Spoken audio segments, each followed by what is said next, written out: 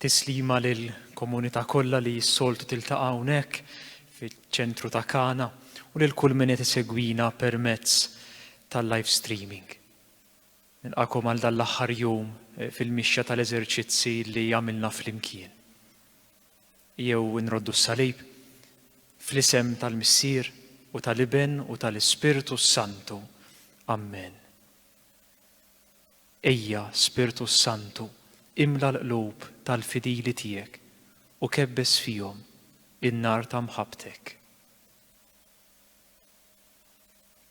Nitolbu wkoll bl-interċessjoni tal-Om tagħna Marija u flimkien ngħidu slima għalik Marija, bil-grazzja mimlija nmulej miegħek, imbirka inti fost in-nisa u imbirek il-frott tal-ġuf tiegħek Ġesu.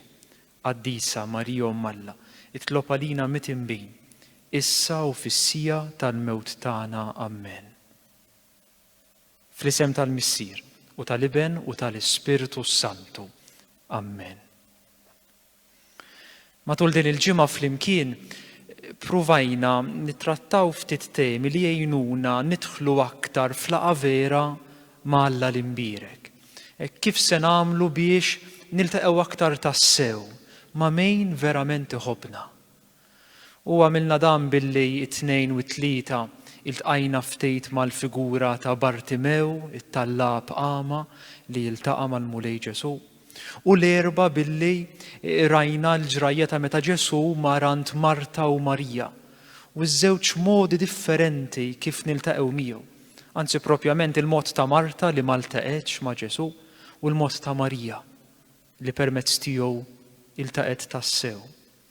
U mbagħad il-bieraħ, il-ħamis, ippreżentajna ftejt vizzu kapitali, wieħed mis-seba' rjus kif ġieli nsejħulhom ta' dnubiet il-mejta. Dak il-vizzu li sejjaħnielu l-aċċidja. Niltaqa' verament ma' Alla jekk jien ngħix ħajti. Fl-aċċidja prattikament li jiġri li jien qatt ma ngħix ħajti. Imma dejjem nixxennaq għal ħajja, għal sitwazzjoni, għal affarijiet li m'għandix u nimmaġina li l-ħajja qiegħda hemmhekk u mhux hawn. U għalhekk diffiċli niltaqa' ma' ħajti jekk ma' Alla jekk ma niltaqax ma' ħajti vera jew minn ħajti ma napprezza xejn jew kollox żbaljat. Allura li Alla diffiċli li ħabni, diffiċli li qed miegħi hawnhekk għax jien suppost għandi ħajja differenti, ħajja oħra. U tħallna ftit aktar fil-fond ta' dan il-vizzju li ġeneralment nafuh bħala las, imma rassu sempliċement faċċata ta' dan il-vizzju u ħafna aktar minn hekk, il-vizzju kapitali tal-aċċidja. Illum nippruvaw flimkien nagħlqu hekk ta' kif jista' jkollna laqgħa dejjem aktar vera ma' Alla billi nagħmlu vjaġġ ma' personaġġ magħruf ħafna ma' Pietru. Jew nagħmlu dan il-vjaġġ flimkien u naraw kif Pietru hekk wasal li jiltaqa' tas-sew mal-mulej ma' Alla l-imbierek. Pietru li huwa l-ewwel Papa, Pietru li aħna nisu hekk bħala l-kolonna u wieħda mill-kolonni tal-komunità Nisranija tal-Knisja. Pietru li jaf xi ħaġa fuq il-laqgħa ma' Ġesu, fis-sens dan għex 3 snin miegħu marelli, xi ħaġa jaf, espert ta' kif tgħix, ta' kif tiltaqa' tas-sew mal-mulej Ġesu. U għalhekk ħanieħdu xi spunti minn ħajtu u nagħmlu ftit vjaġġ, għax importanti li nagħmlu vjaġġ u li mhux nifqu ma' xi dettall partikulari. Donnu l-esperjenza ta' Pietru ma' Ġesu bdiet verament tajjeb. Ġesu beda jxandar il-Vanġelu u fil-bidu propju tal-Vanġelu niltaqgħu ma' Ġesu miexi ma' xatt il-baħar tal-Galilija u jiltaqa' ma' ftit sajjieda fosthom Pietru u jsejħilhom ejjew warajja u jagħmlilhom wiegħda nagħmel minnkom sajjieda tal-bnedmin. U Pietru x'jagħmel? Pietru marelli quddiem din is-sejħa jħalli kollox u jmur wara Ġesu. U fil-Vanġelu ta' San Mark jingħati li dakinhar stess marru fis-sinagoga u marru miegħu. U fis-sinagoga kien hemm wieħed imxajtan bi spirtu ħażin ġo fih. U Ġesu għalkemm kien is-sibt ifejqu. U dan joħloq ftit ta' disgwejt mal-lowt u mal-mexxejja. Xiġifieri dan ifejjaq nhar ta' sibt.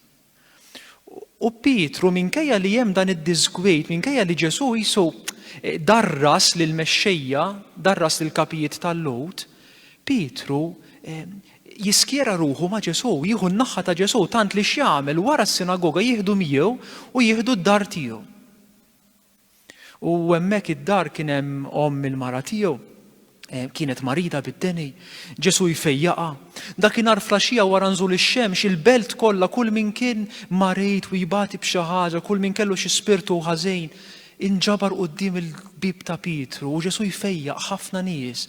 U Pietru jarahom, jara dan kollu, Pietru jetem ma' Ġesu. U l-għada wara lejl fit-talb Ġesu jiddeċidi li jitilqu minn hemm, minn Kafarnaum u jmorru band oħra.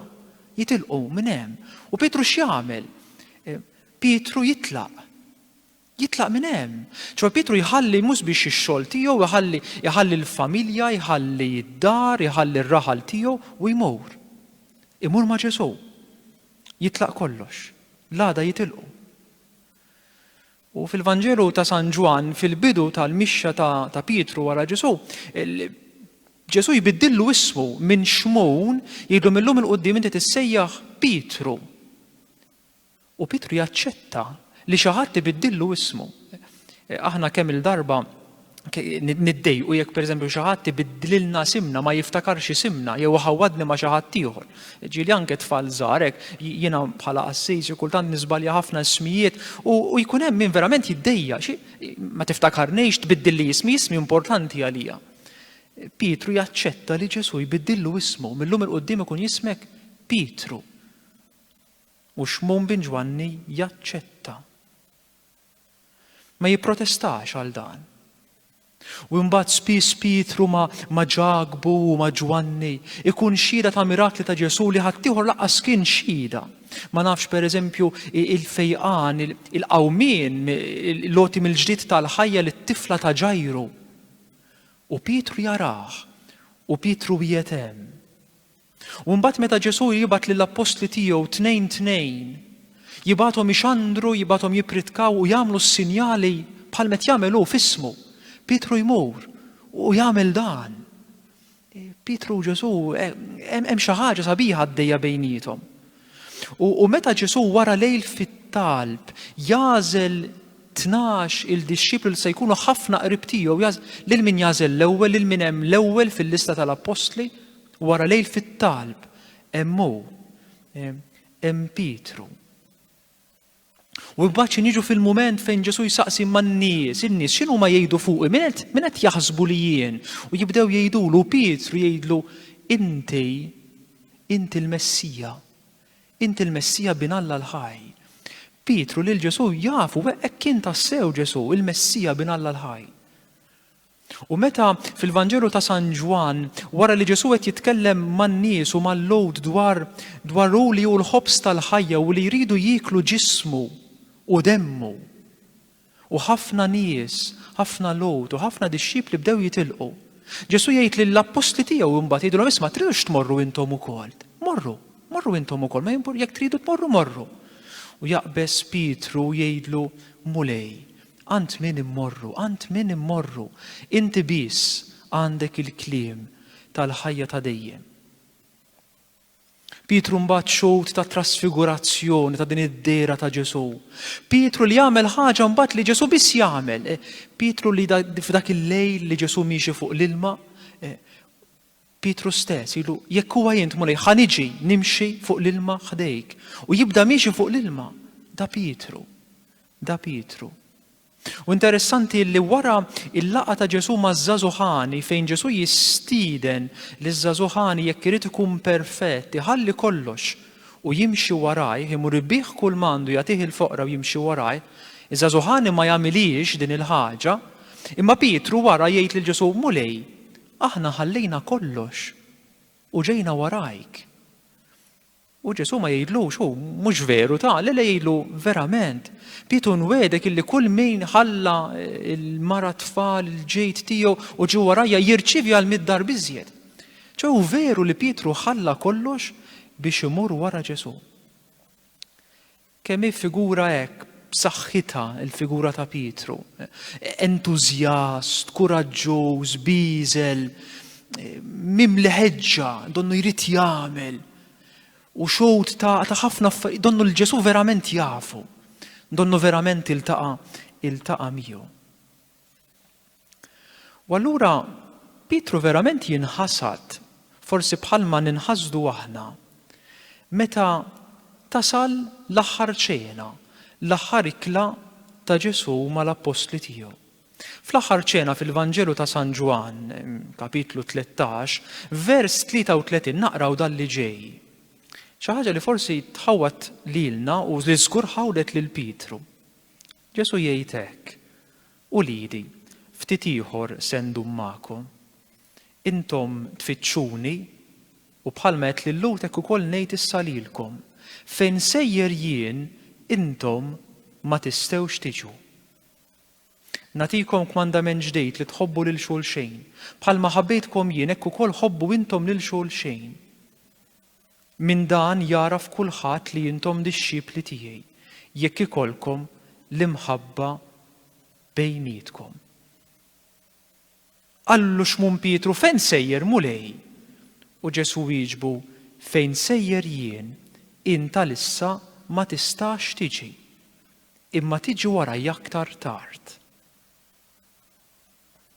Allura, Ġesu l-ewwel sejħa li għamel lid-dixxipli kienet: ejjew warajja, ejjew miegħi, ejxu miegħi, imxu miegħi. Imbagħad jiġi fl-aħħar ċena u jgħidilhom: fejn sejjer jien intom ma tistgħux tiġu. U Pietru din il-ħaġa donna bdiet iddur f'moħħu jgħid x'tax jiġifieri. Infatti hu stess issaqsih: fejn sejjer mulej? U Ġesu jwieġbu mill-ġdid: fejn sejjer jien int għalissa ma tistax tiġi, imma tiġi warajja aktar tard. X'jiġifieri ma nistax niġi? Immaġinaw il-Pietru, int għattilna nistgħu niġu kullimkien, anzi għandna niġu kullimkien, u jien inni miegħek 3 snin ħallejt kollox biex ġejt warajk, ħallejt il-Marissa Ġerusalem, ħallejt x-xogħol u s-sijiet hawn miegħek, u tgħidli ma nistax niġi, għaddejtna biż-żmien. U Pietru jipprotesta mill-ġdejt u jgħidlu: għaliex mulej ma nistax niġi miegħek issa? Għalejk jien nagħti ħajti. Għalejk jien nagħti ħajti. Iwieġbu Ġesu: inti tagħti ħajtek għalija? Tassew ngħidlek li jisserduk ma jkunx idden qabel ma tkun ċħatni 3 darbiet. U immaġinaw ftit il-fixla ta' Pietru. X'jiġifieri niġħdek? Jien qed ngħidlek ħanati ħajti għalejk. Jiena imxejt din it-triq kollha miegħek, jiena 3 snin nafu l-xulxejn. Jiena għalik nagħmel kollox, nagħti ħajti għalejk u inti tgħidli li ma jkunx idden is-serduk u jien inkun ġa ċħadlek 3 darbiet. Immaġinaw hekk din il-kelma ta' Ġesu setet tfisser għal Pietru, setet tħalli f'qalbu in-niket kważi l-offiża ta' Ġesu. Jiġifieri m'iniex kapaċi jien. Jien lest. U wara l-aħħar ikla jmorru fil-ġnien ta' Żebbuġ. L-Evanġelista Luqa jgħid illi kienu tqal f'qalbhom, kellhom in-niket fil-qalb, kien hemm xi ħaġa fl-arja li mhix toġobhom, kienu għajjenin, kienu biswit il-qalb.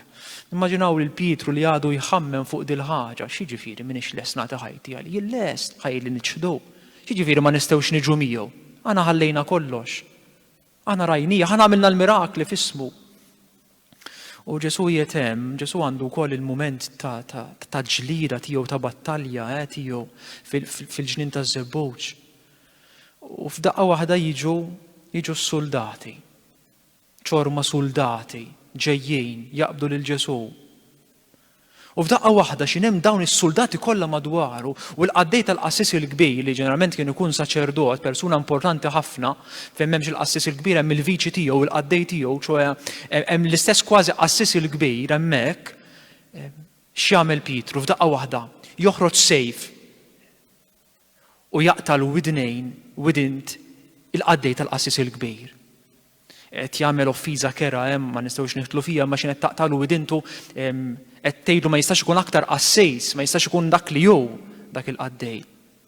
ċo Pietru qed jagħmel azzjoni kbira, eklatanti, marelli, waħdu qed joħodha kontra dawn kollha u jagħmel l-aktar ġest li bih jista' joffendi l dik il-persuna. F'kelma oħra Pietru qed jgħid lil Ġesu: qed tarani kif jien lest, Qed tarani li nagħti ħajti għalejk, m'intix tifhem. Ara x'kont kapaċi nagħmel għalejk.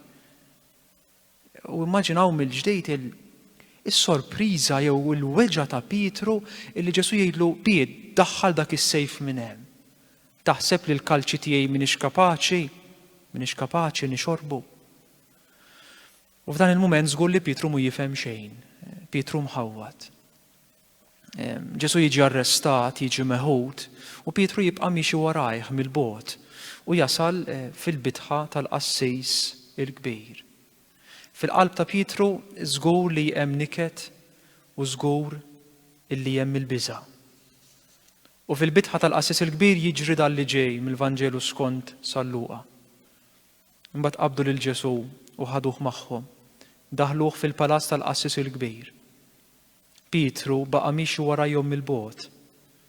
Meta mbagħad qabdu n-nar f'nofs il-bitħa u nxteħtu bil-qiegħda madwaru, Pietru marqad bil-qiegħda f'nofshom. Imma kif kien hemm bil-qiegħda ma' ġenb in-nar ratu waħda għaddejja, waħlet għajnejja fuq u qalet dan ukoll kien miegħu. Iżda hu ċaħat u qalilha mara anqas biss nafu. Wara ftit raħ xi ħadd ieħor u qallu int ukoll wieħed minnhom. Imma Pietru wieġbu le sieħeb minix.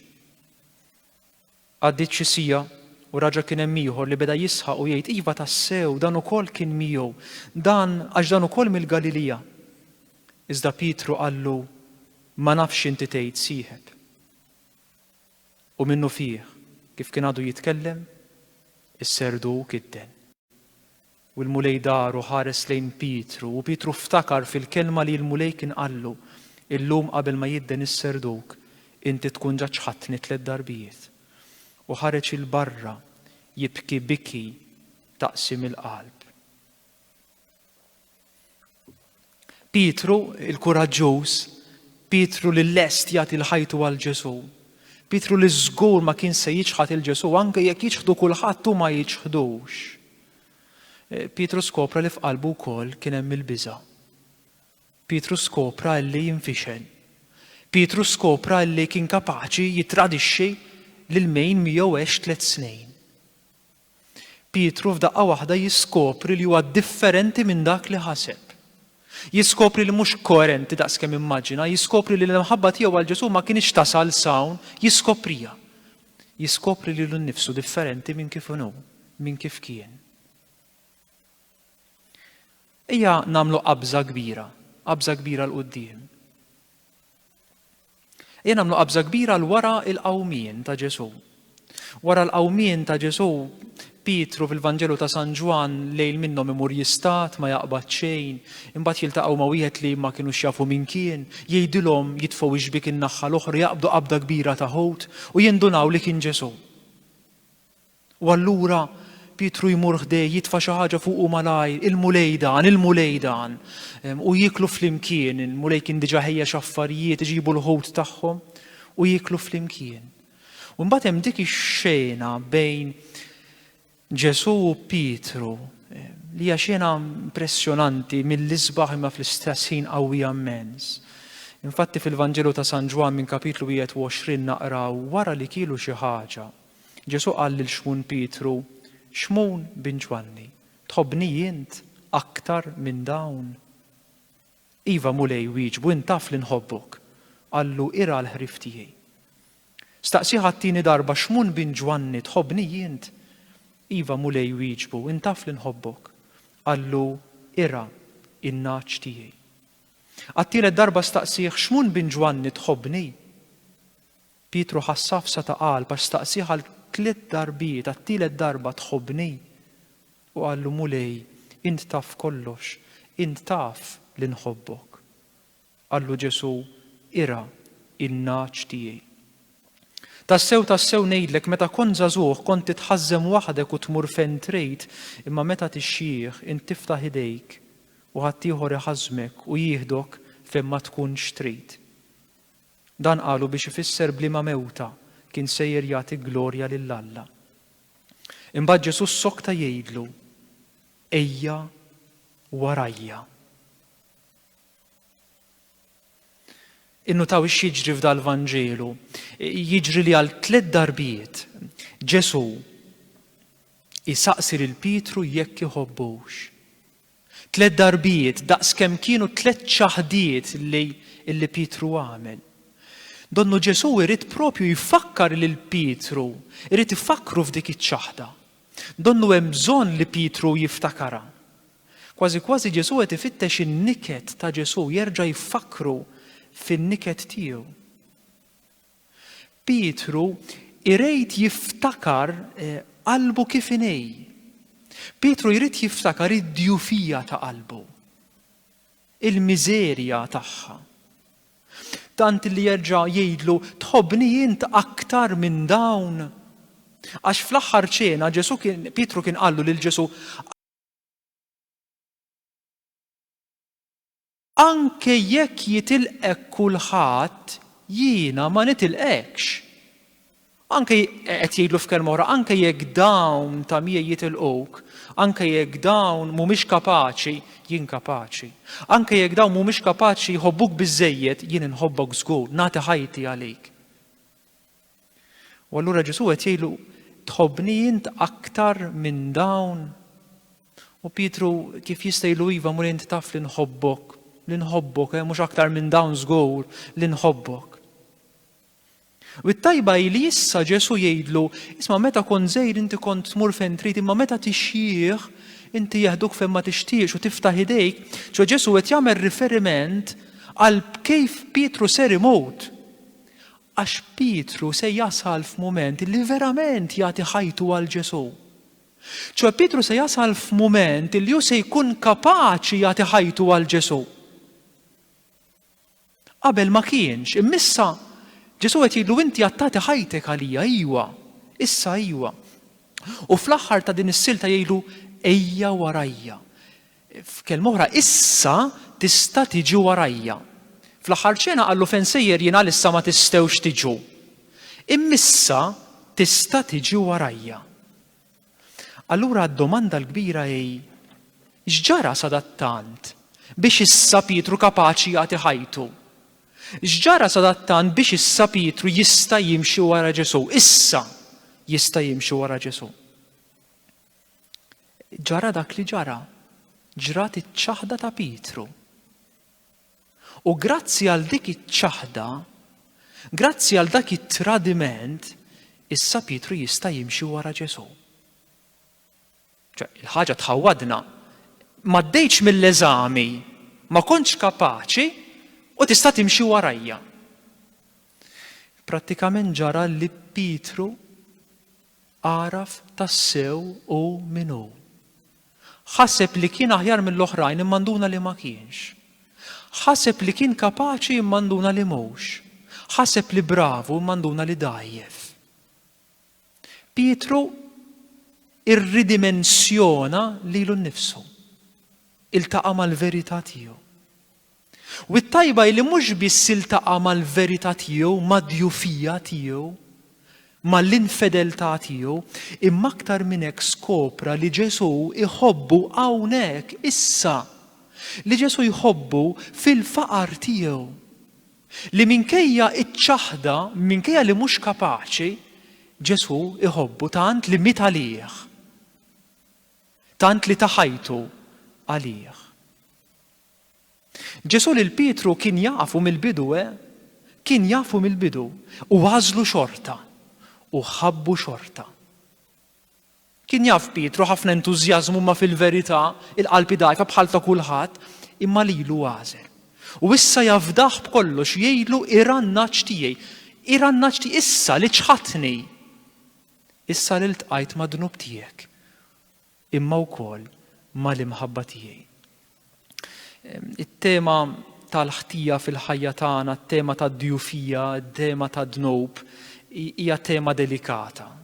U aħna fil-verità niddejqu, niddiljaw mal-ħażen li hemm fina wkoll, mad-djufija li qiegħda fina wkoll. U tant qisu niddejqu niddiljaw magħha li ġeneralment ngħaddu ħajjitna naħbuha. Nitfgħu fuqha u ma narawhiex, ma nħarsux lejha fil-verità. Kapaċi ngħaddu ħajjitna sempliċement qiegħdu faċċata nilbsu maskla biex il-ħażen tiegħi ma jidirx. L-ewwel nett għalija nnifsi stess. Għalija nnifsi stess. Illum il-mulej nħoss verament li jixtieq jgħidilna l-koll, tibżax tikxef dak latu, tibżax tneħħi dik il-maskla, tibżax tiskopri lilek innifsek dajjef, fqejr, midneb. Għax meta tirriskja, meta tazzarda, tiskopri int min int, lilek innifsek anke fid-djufija tiegħek, int ħassib lili hemmhekk miegħek. Int ħassibni hemm. Meta tirriskja taraf djufijietek, int ħatiskopri lilek innifsek maħbub minni fil-miżerja tiegħek. U allura akbar ma hu dnubi u aktar ma narfu, x'se naraf aktar? Se naraf kemm jien maħbub. U din hija l-ħajja ta' Ġesur Xoxt, din hija l-ħajja ġdida, il-ħajja ta' dawk maħbuba fid-djufija tagħhom. Għalhekk tibżax tiskopri lilek innifsek dajjef, midneb. ċoe id-djufija tiegħi, id-dnub tiegħi jisir il-post tal-laqa vera mal-mulej Ġesu. Li jiġri wkoll u din hija serja li Pietru meta kien qawwi, ċoe meta kienet jibbaża kollox fuq x'kapaċi jagħmel hu, ma kienx jaf iħobb. Infatti ċaħad. Imma wara li skopra d-djufija tiegħu imbagħad iva. Imbagħad issa ħatħobbni tassew u ħatagħti ħajtek għalija. Għaliex hu min jiżbalja illi jaf iħobb. Tidher stramba, imma knaħsbu ftit nifhmuha żgur. U min jaraf dnubietu, min jaraf l-iżbal tiegħu li kapaċi jħobb. U għajja nirranġawha ftit. U min jaraf l-iżbalja u jinduna li ġie maħfur, li jinduna li ġie maħbub fid-dnub tiegħu li hu kapaċi jħobb. Hija l-laqa mal-mulej li twassal biex iseħħ dan. Immaġinaw f'ħajjitna, immaġinaw pereżempju fil-ħajja tal-familja. Jien, kif ħanibqa' nħobbok lilek? Jien kif ħanilqek fid-djufija tiegħek li għandek int, kif ħanilqek, kif ħanħobbok? Kif ħanaħfirlek quddiem id-dnub tiegħek? Ħanaħfirlek jekk jien ukoll ewer li jien bħalek, illi jien niżbalja, illi jien nidneb, illi jien dajjef. U ħajġu momenti fil-unika ħaġa li se żommni miegħek u se żommni nħobbok huwa l-fatt illi jien mhux biss bħalek, imma li kien hemm xi ħadd illi meta warrabtu, weġġajtu u qtiltu u taħajtu għalija. U din niksbuha biss bil-laqa mal-mulej Ġesu. Huwa hu biss li kapaċi u jaf jħobbna daqshekk. Mill-banda l-oħra min mhux ewer ta' dnub tiegħu, min jaħrab minnu, min ma jridx jiltaqa' ma' minnu verament, ċoe min jagħmilha tal-ġust, Ġesu għandu għal-mewt magħhom il-ġusti fil-Vanġelu, ma jistax għalihom. Imma laqqas tista' lihom int. Mur iżżewweġ wieħed ġust, ġustizzjalist. Dak li jaf kollox, dak li qatt ma jiżbalja, dak li dejjem għandu raġun, dak li dejjem les biex isib ix-xara fl-ġina, x'hu ma jiżbaljax. Fil-verità jiżbalja ħafna. Imma mhux ewer tagħha, ma jridx jiltaqa' mal-ħażen tiegħu. U l-ġust ma jħobbx. Kif ħajħobb wieħed ġust? Ma jħobbx. Allura illum hekk Pietru jistedinna ninżlu minn fuq il-pedestal tagħna u nagħmlu laqa vera qabel xejn ma nfusna biex inkunu nistgħu niltaqgħu tassew mal-mulej. Hemmhekk ħaniltaqgħu tassew. Allura l-affarijiet li l-aktar nistkerħu fina, l-affarijiet li l-aktar niddisprezzaw fina xi kultant huma utli immens għas-salvazzjoni tagħna. Se jwasslu biex ilaqqewni mal-mulej u se jgħalmuni nħobb. Se jwassluni għalhekk ukoll biex niltaqa' verament mal-oħrajn. Għana ġeneralment xi kultant ngħaddu ħajjitna niġġudikaw u nikkundannaw lilna nfusna. Jekk nazzardaw xi kultant niltaqgħu mad-djufija tagħna, imbagħad aħna nsiru l-ar ġudikaturi tagħna stess. U xi kultant niltaqgħu ma' nies, xi kultant konna aħna stess li ngħaddu ħajjitna jew niġġudikaw lil nfusna jew ukoll imbagħad nikkundannaw. Xi ftit nagħmlu eżatt mhux bħal Pietru ma bħal Ġuda. Għax Ġuda għamel xi ħaġa, Ġuda għaraf li żbalja, Ġuda għaraf li kien traditur, Ġuda nduna bil-ħażen tiegħu. Ġuda f'kelma oħra nidem sa ċertu punt. Imma baqa' waħdu quddiem ħtijietu. Baqa' waħdu mad-dnub tiegħu. Aħna ma jirnexxinniex nibqgħu weħidna mad-dnub tagħna, mad-djufija tagħna. Aħna għandna bżonn li nħarsu lejn anfusna bl-għajnejn ta' Ġesu. Aħna għandna bżonn xi ħadd ieħor li jgħinna nilqgħu id-djufija u l-ħażen tagħna. Infatti Ġesu pereżempju wara l-mewt tiegħu fejn kulħadd kien telqu, l-ewwel darba li jiltaqa' mad-dixxipli tiegħu x'għamel? Ma jgħidulhomx fejn żbaljaw, ma jgħidulhomx kollha tlaqtuni inni ma narakom, x'sar minnkom le. X'jgħidilhom? Is-sliem għalikom. ċoe nixtieq nagħtikom is-sliem tiegħi, il-ħajja tiegħi, il-milja tal-ħajja tiegħi bħala Ġesur xox. Dan li jagħmel il-mulej. Daqshekk ġudizzju, sempliċement ilqa' mħabbti.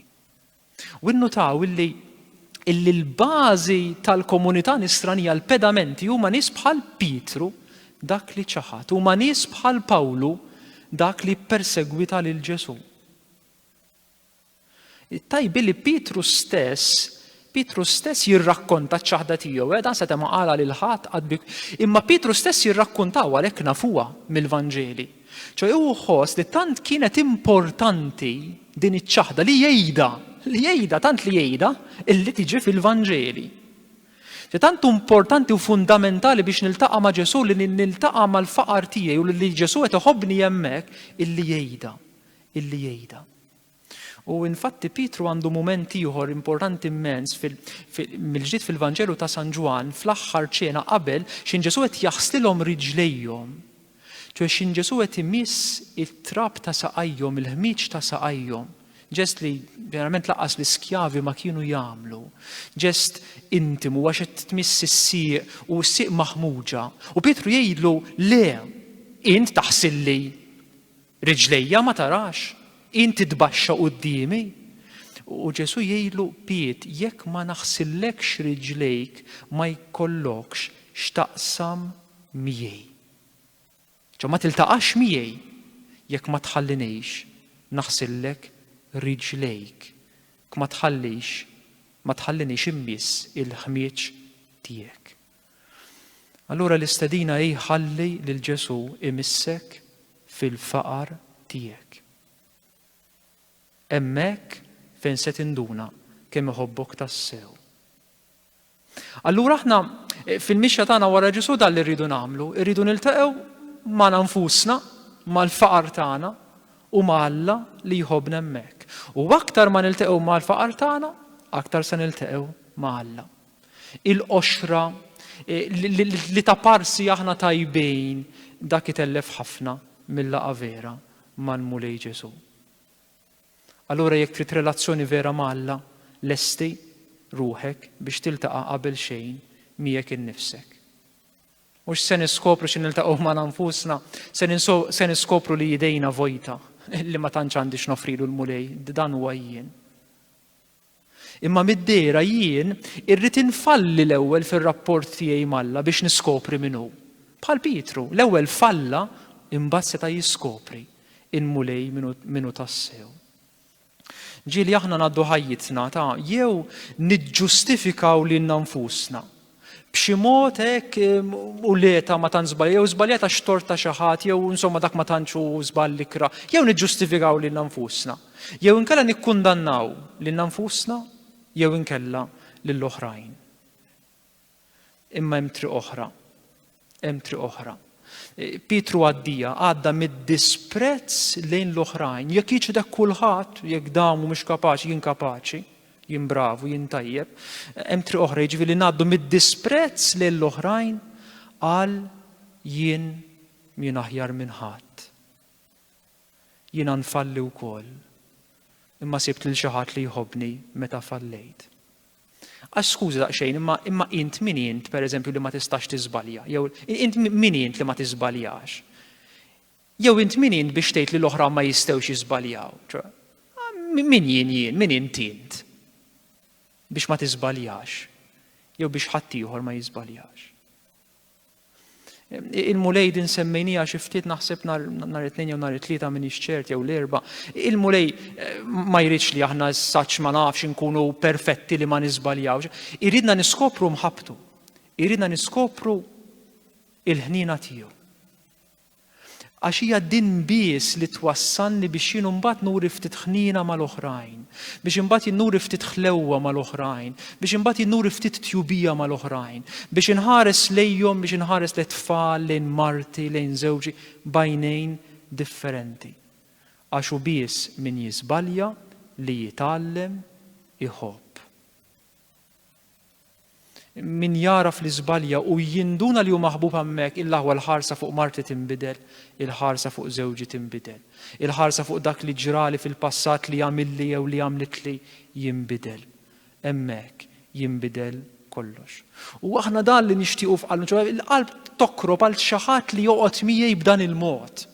Għal xi ħadd li jħobbni anke meta jindajjef. Aħna nixtiequ noqogħdu ma' xulxin b'dan il-mod, il-mod ieħor jaqtalek in-nifs. Il-mod ieħor jaqtalek in-nifs. U għalhekk ejjew ma nkunux ingannati imma lanqas irrabjati. ċoħ ingannati illi aħna ma niżbaljawx, imma lanqas ngħixu żball tagħna sempliċement brabja u b'sens ta' ġustizzja u b'sens ta' kundanna bħal Ġuda jiġifieri, immejja ngħixu l-iżball tagħna bħal Pietru li jaraf li Ġesu qed jafdah issa illi dineb. Id-dinja hija magħmula minn ħafna foqra u jiena wieħed minnhom. Id-dinja magħmula minn ħafna tallaba u aħna lkoll parti minnhom. Għalhekk jew inħallu t-tifkira tal-iżbalji tagħna tenna nħobbu. Tenna nkun qassis aħjar, tenni nkun raġel aħjar, bħarsa differenti, mara differenti. Biex nagħlaq hekk xtaqt illi sempliċement insemmi żewġ affarijiet żgħar, żewġ persuni. L-ewwel nett Padri Piju, San Piju tal-Pjagi, jingħad illi darba mar xi ħadd għandu, ovvjament qed jirrakkonta minn għandu, u xi marħdej beda jistaġeb fuq id-dinja ħażina li hawn, għax illum kulħadd jagħmel hekk u ma naf kif spiċċajna, u kemm tisma' b'affarijiet u dak jiżbaljem u dak jiżbaljem u dejk għamlet hekk. Padri Piju jingħad li waqfu u jgħidlu din is-sentenza.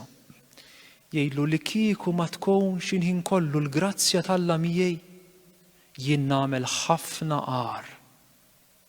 Li kieku ma tkunx għall-grazzja tal-Alla, għall-għajnuna tiegħu, jien nagħmel ħafna għar. Ara kif jirraġunaw il-qaddisejn, b'din mentalità. U l-aħħar eżempju huwa l-eżempju tal-ħalliel imsejjaħ it-tajjeb fuq is-salib. U jikkoreġi lill-kriminal ieħor x'jgħidlu? Jgħidlu tagħna hi ġusta tassew. Jien ħaqni nkun hawn imma dan m'għamel xejn ħażin. M'għamel xejn ħażin u saffrattant jietaw imut miegħi, imut ħdejja, imut bħali. Inħoss li kull nisrani irid jgħid proprju dejn. Tagħna hija ġusta tassew, imma dan m'għamel xejn ħażin.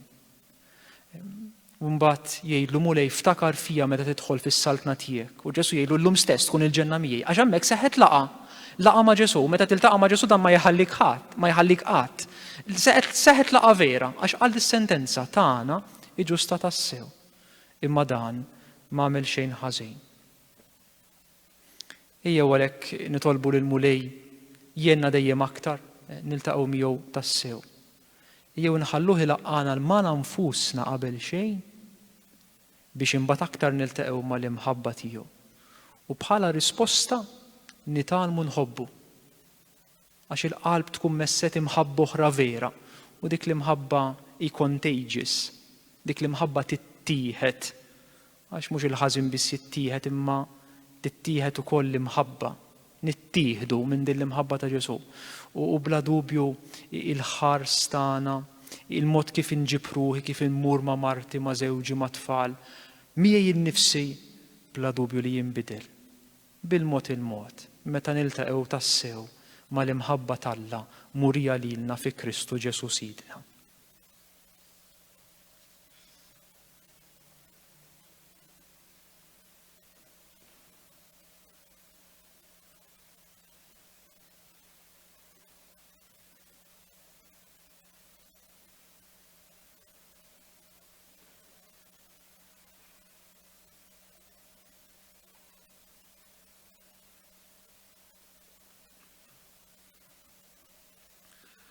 Nagħlqu dawn l-eżerċizzi bi ftit minuti quddiem Ġesu.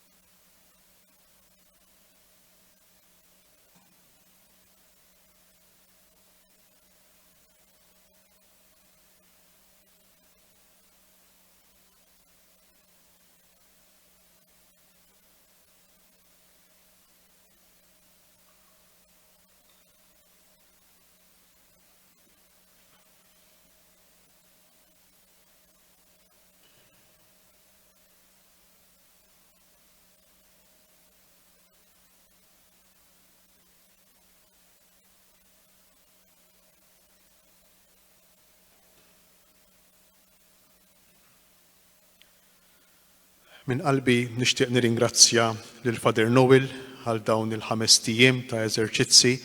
Nixtieq nirringrazzjah mhux biss għal kontenuti sbieħ illi waslilna, imma nirringrazzjah ukoll għax għamel il-ħila kollha tiegħu quddiem knisja vojta u mhux faċli li tippriedka lis-siġġijiet, nassigurakom. Allura, u mhux biss, nirringrazzjah ukoll għax kont inħallih waħdu minħabba li jien kont impenjat x'imkien ieħor. Allura verament grazzi Father Noel ta' dawn il-5 ijiem u tal-kelma tal-Alla li wassaltilna.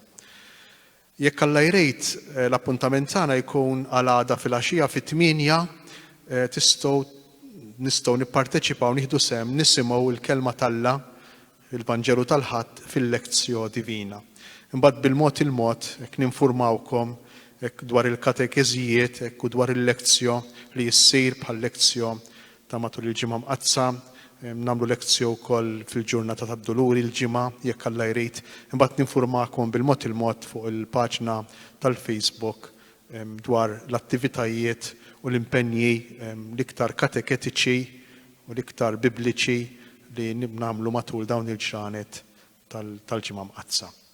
Nawguralkom minn qalbi il-lejla tajba.